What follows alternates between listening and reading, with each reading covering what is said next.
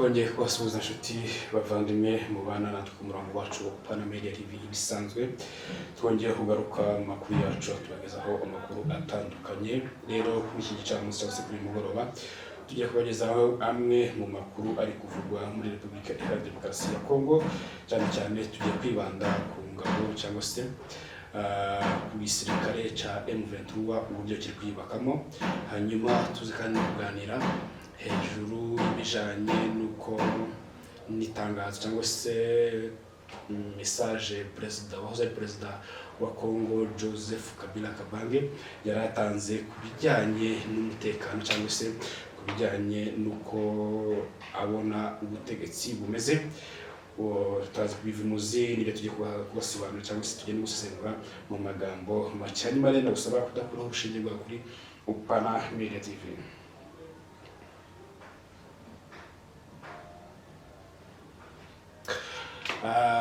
Tugiye guhera ku makuru ari kuvugwa imisozi miremire tuyacamo kuko nta migwano ihari, nta ntambara ihari, ariko haravugwaho ko intambara ishoboka n'ibintu bishoboka.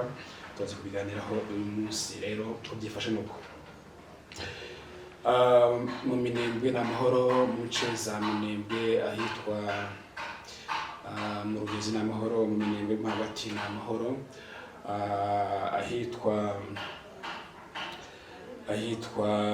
mu Gahwera n'amahoro, za Gakeke n'amahoro, ince zose zishoboka kugeza izi saha turi kuvugana cyangwa turi gukora amakuru yacu dufite amakuru kose ari amahoro, nta kibazo gihari, nta n'izindi mbogamizi zishobora kuba zateye cyangwa se hari izindi ntambara zaba zahabaye. Ubu tuvugana muri kariya gace kose ni amahoro, nta kibazo. Hanyuma reka amakuru yacu tuyamanukane muri Uvira hakomeje kuvugwa uruntu hagati y'abasirikare ku gupfa k'uwitwa General Mwaku uherutse gupfa, akaba yarishwe. Bimwe bibatangaza ko yishwe na tension kuko yari amaze igihe kinini ari mu kazi cyangwa se hanganye n'abazalendo. Bivugwa ko hariho kutumvikana hagati y'umuryango wiwe ndetse na guverinoma. Bari gushinjwa ko ashobora kuba yarishwe cyangwa se ngo yarakorewe yicwa rubozo. Ava yuko abayobozi bahagera biragaragara ko ashobora kuba wenda hari uburyo bashobora kuba wenda baragiriye nabi kugira ngo abe yatakaza ubuzima. Ariko amakuru ava mu baturage cyangwa se mu bantu bahari muri Uvira avuga ko uyu generale yarasanzwe akorana na Yakutumba cyangwa se na Mayimayi. Bikavuga ko bishoboka ko leta ko bishobora kuba yamwigije mu buryo kugira ngo uwo bateganyije kugomba kuyobora umujyi awuyobore. Uwo ninde? Ni General Gasita, niwe barimo bategura ko agomba kuyobora uriya mujyi cyangwa se agahagararira akaba komandare kuko n'ubundi yari yatowe kugira ngo ariwe uyobora. Gusa ndamubwira ko uriya wapfuye ariwe wari mukuru. Gasita yasa n'ugiye kumwongereza. Nubwo bimeze gutyo ntago amakuru cyangwa se ntago byifashe neza nk'uko abantu babyumva babivuga, ahubwo hacarimo kutumvikana hagati ya leta ndetse n'abaturage ku rupfu rw'uwo musirikare. Bivuga ko ashobora kuba yarishwe cyangwa se yaragambaniwe mu buryo bumwe n'ubundi. Aya ni amakuru avuga ko ntabwo ari yo makuru y'uko dufite, kuko ntaco leta kumwigeze bivuga ku bijyanye n'urupfu rwe. Wenda byaba bifite isano no kuba wenda yaragiriwe nabi. Ntaco tubifite amakuru leta irabitangazaho, niyo mpamvu tuvuga ko ari ibivugwa n'ibyandikwa ku mbuga nkoranyambaga. Komanda n'amahoro, Bukavu n'amahoro, Masisi hari imirwano iri kubera mu nce za Walikare irimo ingabo nyinshi za leta ndetse na M23 ya deployed ingabo nyinshi. Amakuru dufite ubu nyine nuko mu gace ka Walikare ashaka avugwaho imirwano itandukanye. Gusa kugeza uyu munsi ntabwo tuzi, ariko amakuru dufite nuko uyu munsi habyutse imirwano muri ako gace, ariko nta makuru dufite yandi y'uko urugamba rwari rumeze kuri izi saha. Ariko muri iki gitondo ho habyutse imirwano muri teritwari ya Walikare. Nubwo bimeze gutyo rero reka twerekeze n'ubundi muri Nord. Aha tugiye kuganira ku bijyanye n'ingabo nyinshi tubonye zigera ku bihumbi 4 ku bihumbi 7 ku bihumbi 7 440 sinikibuka imibare, ariko n'abasirikare benshi kuko n'abasirikare bari bamaze amezi agera muri 7 cyangwa se 6 bari mu myitozo kuva ubwo Goma yafatwaga. Murabizi ko M23 yafashe abasirikare benshi mu mujyi wa Goma ndetse no mu mujyi wa Bukavu no mu nkengero zaho, bagiye batsindwa ba FARDC ndi kuvuga ari la polisi n'abasirikare. Ubushize mwabonye la polisi ingabo nyinshi cyangwa se abapolisi benshi nabo bavuye mu nce za Mangabo bagiye badeployinga mu bice bitandukanye. Twabonye benshi bagiye Bukavu, abandi basigara mu mujyi wa Goma, abandi baje mu duce dutandukanye M23 no bisanzwe iyobora. Nubwo bimeze gutyo ariko ejo ku munsi w'ejo ku cyumweru mu by'ukuri twabonye ingabo nyinshi ziye ku 7400 arenga. Izo ngabo zikaba zaraje zivuye mu myitozo zimaze mu gihe cy'amezi 7 muri kampu ya Rumangabo aho ni muri Nord Kivu. Izi ngabo rero kuza kwazo biravugwaho kwinshi kuko izi ngabo inyinshi biravugwa ko zavuye muri FARDC zikiyunga kuri M23 ubwo M23 yafataga umujyi wa Goma ndetse n'umujyi wa Bukavu. Izi ngabo zimaze gutsindwa bazikoresheje imyitozo, bazikoramo ideology y'urwango cyangwa se ideology yo kwica kuko M23 ishinja leta ya Congo.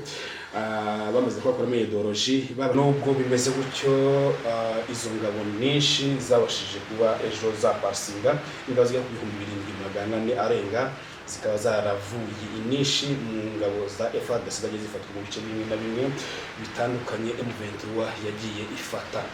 Amakuru dukura kuri Twitter z'abayobozi ba M23 zirimo ndetse n'umuvugizi mukuru wa politike Lawrence Kanyuka aratangaza ko bishimiye ingabo nyinshi cyane ko zigiye kongera gufatikanya n'izari zisanzwe kugarura umutekano. Ibi ngibi bije nyuma yaho M23 yari imaze iminsi isa n'itanga warning igira leta ya Congo ko idakena imirwano, isaba ko bareka imirwano kugira ngo baje mu biganiro kubera idoha. N'ikiganiro cy'ubushize twakoranye na president cyangwa se coordinateur Colonel Nanga yavuze ko ngo bazaganira kugeza igihe Kisegeti we ubwe azabivamo bagasigara baganira n'abandi bakongomani. Gusa rero mu magambo y'uku munsi w'ejo ubwo bapasingaga abasirikare 7400 arenga,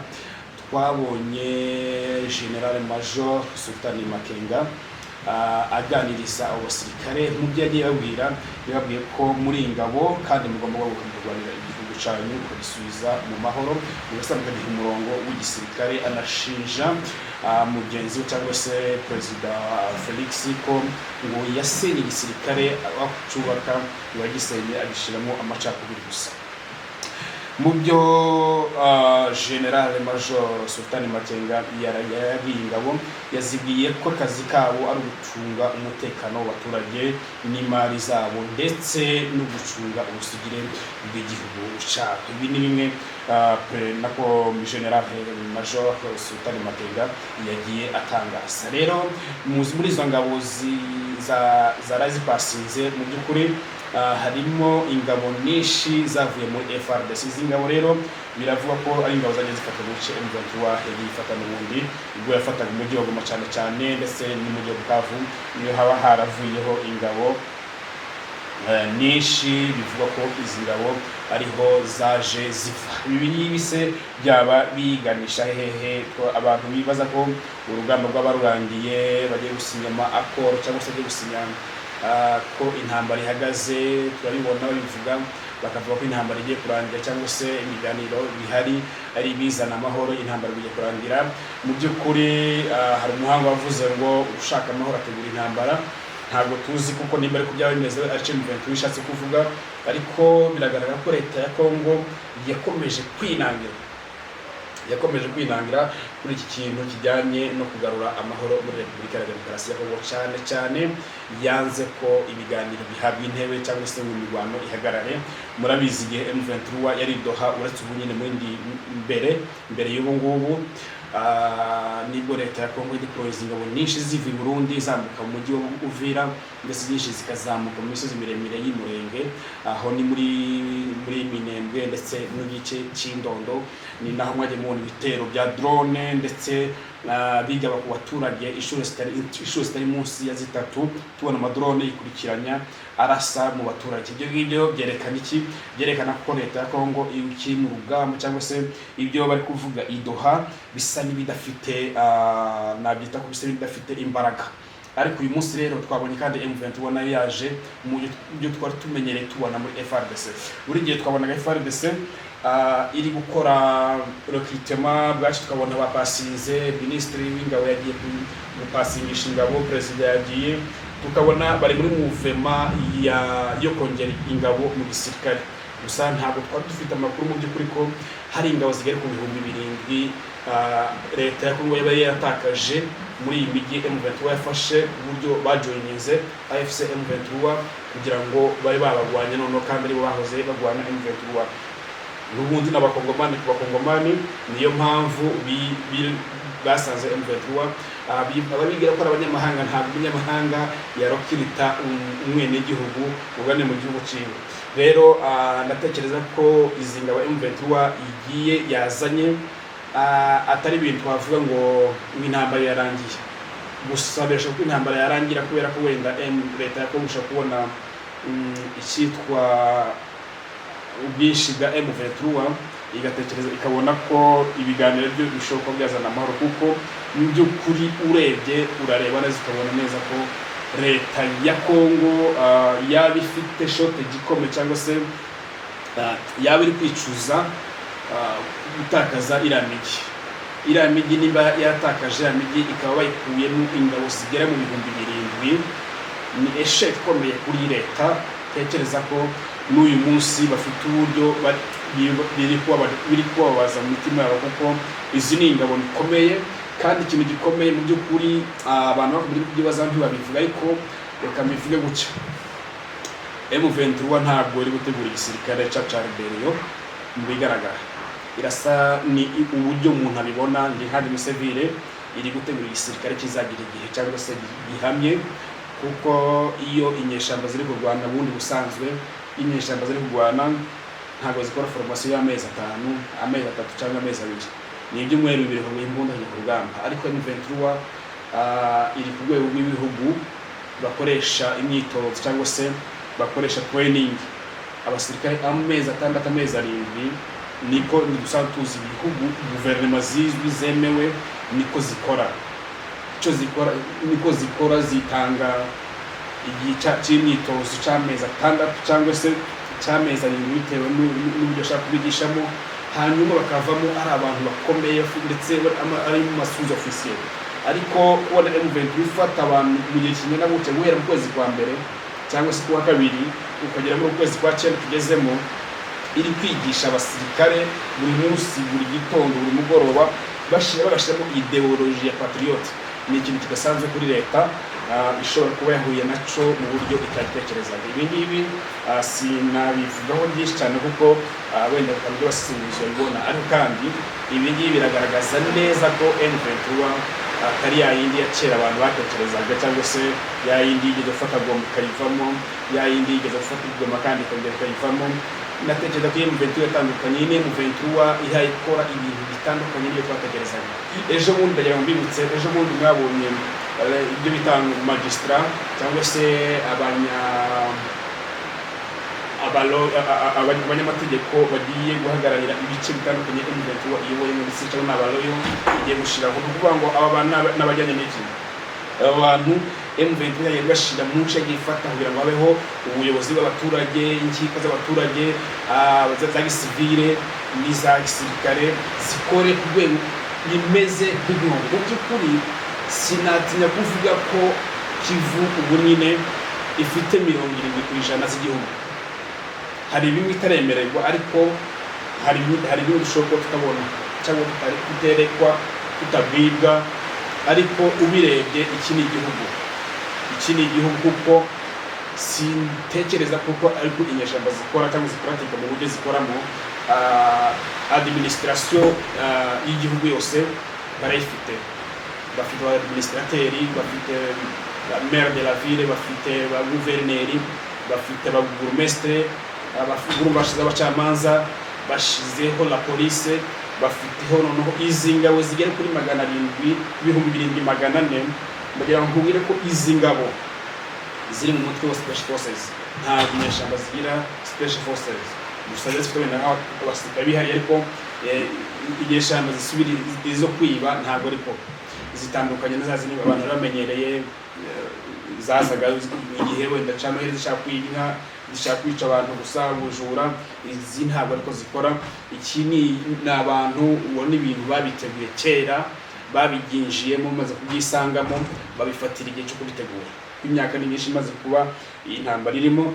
Rero mu by'ukuri ikintu twavuga kuri uru rugamba cyangwa se aho umuntu ashobora kurebera uru rugamba hano rukwerekera, sinatinya kuvuga ko uru rugamba rutandukanye nuko abantu babitekereza cyangwa se nuko abantu bumvaga bizagenda, kuko abantu benshi twibwira ko uru rugamba wenda mu bitazamara ibyumweru 2 mu mujyi wa Goma, tuzamara kwezi, tuzamara amezi 2, amezi 3, abantu bagiye bayitega iminsi, ariko mu by'ukuri aho ibintu biri kwerekera ibi ni ibintu neza bitugaragariza uburyo M23 iri kugenda yubaka inzego zayo. Iki ngiki navuga ko ari kimwe cya kabiri cy'igihugu, kuko iki ni igihugu uburyo administration afitemo hariya mu by'ukuri. Njyewe nageze i Goma, uburyo karakara kayobowe cyangwa se bamujyi yobowe, hari umutekano uri furu batigeze babona igihe leta iyoboye uriya mujyi.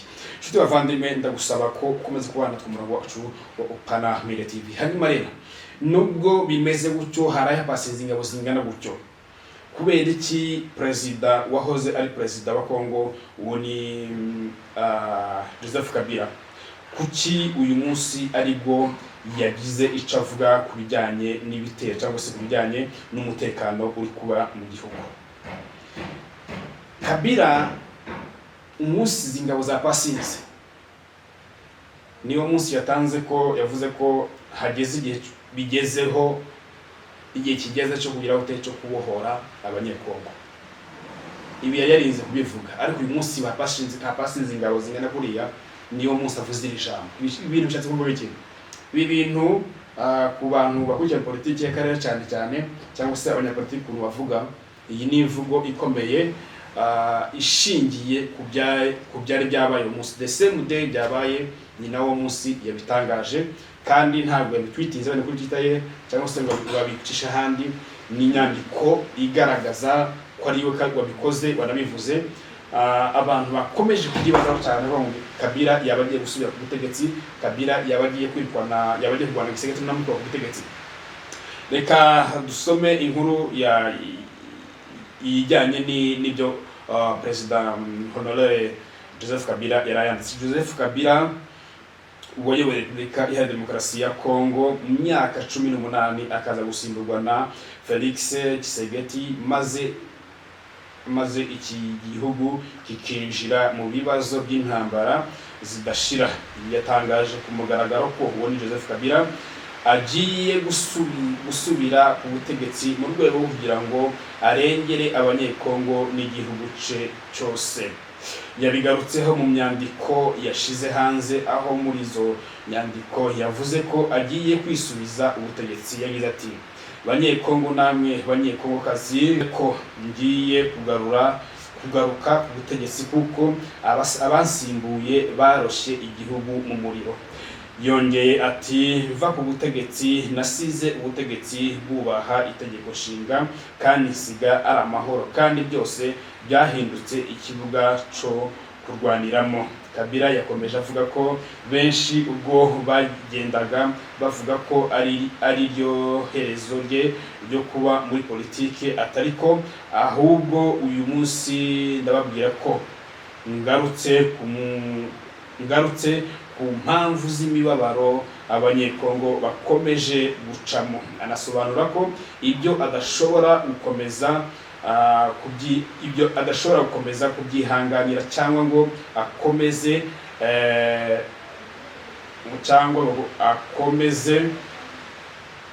guceceka mu gihe igihugu cye kiri gukomeza kurohwa mu manga. yageze naho avuga ko abamusimbuye aho gushakira abanyekongo amahoro n'iterambere basenye n'ibyari byarubatswe kandi bica n'abenegihugu. Aha ni naho yageze aho agira ati ubu nditeguye ngiye gusubira ku butegetsi, asobanura ko ibyo agiye kubikora ku mpamvu z'uko ashaka kwakira gushakira abanyekongo amahoro n'umutekano no kubaka igihugu cyamubyaye. Ibi ni bimwe uwahoze ari perezida wa Repubulika ya Demokarasi ya Kongo Joseph Kabila Kabange yari yatangaje. Ibi ngibi yabitangaje noneho yabitangaje uwo munsi hapasinze ingabo zitwa Special Forces, ziswe Special Forces. Ubwo urumva zifite imyitozo itandukanye n'ingabo zisanzwe. Izi ngabo rero ndatekereza ko atari ingabo nkeya kubaza igisirikare. Izi ngabo bashobora kuba ziraheraho mu gufata kiriya gihugu. Twitege iki muri iyi ntambara? Twitege iki mu bigiye kuba muri iki gihugu? Gusa ico ntekereza nanjye ntekereza nk'umuntu cyangwa se umuntu ukunze gukurikirana ino ntambara ziri kubera mu karere, biragaragaza neza ko perezida Kabila kuba ari muri kano karere cyangwa se ari muri Uvira cyangwa nako muri Goma cyangwa Bukavu, atazanywe n'amafoto cyangwa se uko abantu bitekereza, ahubwo misiyo yamuzanye yaba noneho agiye kugira ute wishira mu bikorwa. Benshi ntitwajya tubona Kabila tumubona nanga cyane cyangwa se tumubona na General Sultan Makenga, ariko mu bigaragara ibyo bateganya gukora bishobora kuba ari ibintu bimwe kuko turi kugenda tubibona. Hanyuma ndagusaba kutakuraho ushingwa kugira ngo tutumaze tuganire duhanahana amakuru, dukora n'ubusesenguzi ku bijyanye n'intambara iri kubera muri Repubulika Iharanira Demokarasi ya Kongo. Muvandimwe, icyo dutekereza ntabwo ari ihame, ni ibitekerezo byacu, ntukabituzize kuko natwe tutakuziza ibyo utekereje cyangwa se ibyo wifuza kuba wavuga. Gusa nubwo bimeze gutyo, mu nce zitandukanye hari kubera imirwano. Leta yakomeje gutegura imirwano. Umujyi wa Uvira wamaze kubamo akavuyo, abanyeshuri batangira ishuri kugeza ahangaha ibyumweru 2 birashize, abandi bari kwiga, bondi bari kwiga kubera ikibazo cya désordre y'abazalendo mu mujyi wa Uvira. Bavuga ko badakeneye umujenerali usanzwe ukorera igihugu cyabo witwa Gasita, yanzwe noneho nabo yaraje gutaba cyangwa se nabo yaraje kuba asa n'ubarinda kuko byavugwaga n'ubundi nicyo kimuzanye, dore ko adashaka kugeraho bene wabo batuye, ahubwo niho bohereza amabombe n'amadrone, ariko aba yaraje kurinda noneho batabimusabye, baramwanze. Iki nacyo ntawamenye ko umuntu agisobanura. Gusa leta akomeje kumurwanaho, kumuryamaho, kuvuga ko imushigikiye, ariko bikomeza kuba iby'imfabusa. Abaturage ndetse n'abazalendo bari mu by'ukuri twajya tubona amareaction yabo, ntibatinye kubivuga kumugaragara ko uriya general w'umunyarwanda, ariko ukibaza bimwe bikagucanga nimba wari umunyarwanda, abanyamurenge bari hariya ari abanyekongo, ni ibintu bidasanzwe cyangwa se n'ibintu bitamenya ko ubisobanura. Nubwo bimeze gutyo rero, mu nce zimwe nka muri Masisi, muri Walikale hari imirwano myinshi.